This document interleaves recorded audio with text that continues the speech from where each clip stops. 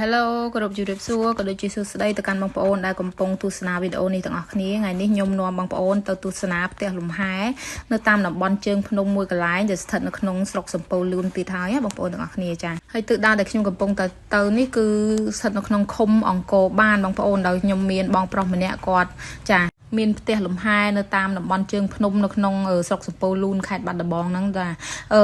ខ្ញុំធ្លាប់ទៅម្ដងសម្រាប់ផ្ទះលំហែហ្នឹងប៉ុន្តែខ្ញុំបានធ្វើជាវីដេអូជូនបងប្អូនចាលើកនេះគឺខ្ញុំនឹងធ្វើជាវីដេអូចាបង្ហាញបងប្អូនអំពី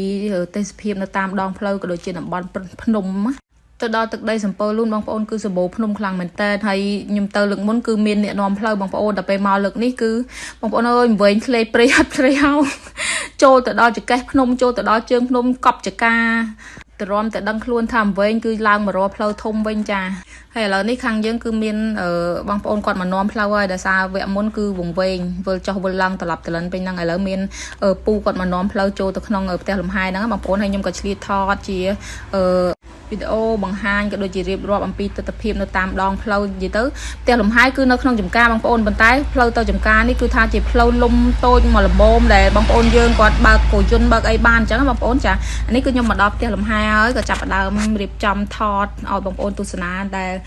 កន្លែងនេះបងប្អូនអើយ view គឺស្អាតមែនទែនបងប្អូនថ្ងៃលិចក៏ស្អាតថ្ងៃរះក៏ស្អាតដោយសារពោពេញទៅដោយតំបន់ភ្នំបងប្អូនគឺព័ទ្ធជុំវិញភ្នំតែម្ដងបងប្អូនជុំវិញគឺសុទ្ធពោពេញទៅដោយភ្នំហ្នឹងហើយ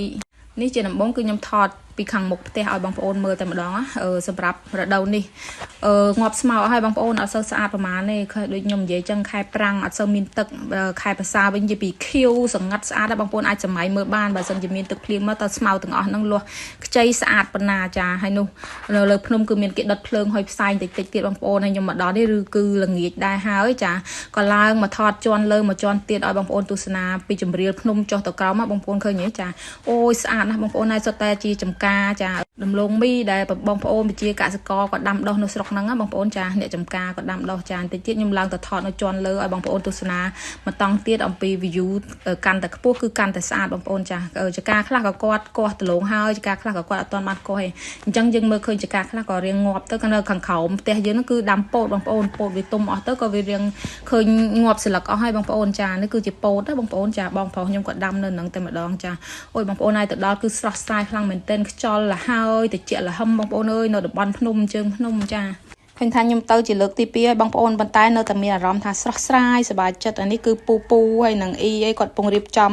ជាលក្ខណៈថារៀបតុរៀបអីដាក់កន្លែងហូបចុកជាបែបឈៀលបងប្អូនចានោះគឺខ្ញុំច្រកមកជាប្រភេទចាបុកល្ហុងក៏ដូចជាបាយឆាមីឆាគឺប្រហិតឬក៏ចង្រិតអីមានទាំងអស់បងប្អូនគឺអីគាត់ទិញមកខ្លះហើយខ្ញុំហ្នឹងក៏ទិញនៅមុខផ្លូវមកចូលមកខ្លះអញ្ចឹងចាហើយទេសភាពបងប្អូននេះគឺថាស្រឡះមែនតើហើយយប់ឡើងតិចណាស់បងប្អូនអើយល្ងាស្ពឹកដៃស្ពឹកជើងតែម្ដងនេះគឺកូនស្រីចារបស់មិត្តភ័ក្ដិខ្ញុំគាត់មកជាមួយគ្នាអញ្ចឹងគាត់សប្បាយខ្លាំងមែនទែនបងប្អូនទាំងចាស់មនុស្សចាស់ក៏សប្បាយចាស់ក្មេងៗក៏សប្បាយដោយសារតែនៅនេះគឺយើងឆ្ងាយផ្លូវបងប្អូនវាអត់មានឡានម៉ូតូអីដែលបារម្ភខ្លាចក្មេងរត់លេងចុះឡើងខ្លាចគេឆាបគេអីទេហើយក៏អត់ហុយដែរបងប្អូនមើលខាងក្រោយអ្នកខាងក្រោយក៏សប្បាយដែរក៏ដែរបងប្អូនអើយ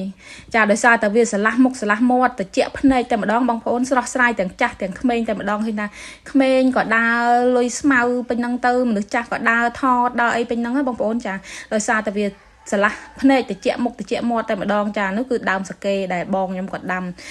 ខ្លះក៏យើងបានស្រោចទឹកទៅវានៅរស់តែវាអត់បានលូតលាស់ហើយដោយសាររដូវប្រាំងបើរដូវវស្សាទៅវាចាប់ផ្ដើមលូតលាស់ចាដោយសាររដូវប្រាំងយើងដាក់ទឹកមកត្រឹមតែចិញ្ចឹមឲ្យវារស់តែប៉ុណ្្នឹងឯងចាអញ្ចឹងសម្រាប់វីដេអូនេះគឺមានតែប៉ុណ្្នឹងឯងបងប្អូនដោយសារខ្ញុំទៅដល់ល្ងាចដែរហើយគឺអត់សូវបានថតអីច្រើនជូនបងប្អូនទស្សនាទេអញ្ចឹងសម្រាប់បងប្អូនចាដែលស្រឡាញ់ចូលចិត្តនេះខ្ញុំកុំភ្លេចណាធ្វើការ like share follow page ម្នាក់មួយផងដើម្បីជាការលើកទឹកចិត្តដល់អ្នកខ្ញុំនឹងធ្វើវីដេអូក្រោយៗជូនបងប្អូនទស្សនាទៀតអរគុណច្រើនសម្រាប់បងប្អូនដែលបានទស្សនាវីដេអូនេះទាំងអស់គ្នាជូនពរឲ្យបងប្អូនចាធ្វើដំណើរទៅកំសាន្តទីណាកន្លែងណាជួបតែសុខជួបតែសុវត្ថិភាពមានសុភមង្គលនៅក្នុងគ្រួសារក៏ដូចជារកទទួលទានមានបានទាំងអស់គ្នាគ្រប់ក្រុមគ្រួសារអរគុណជម្រាបលា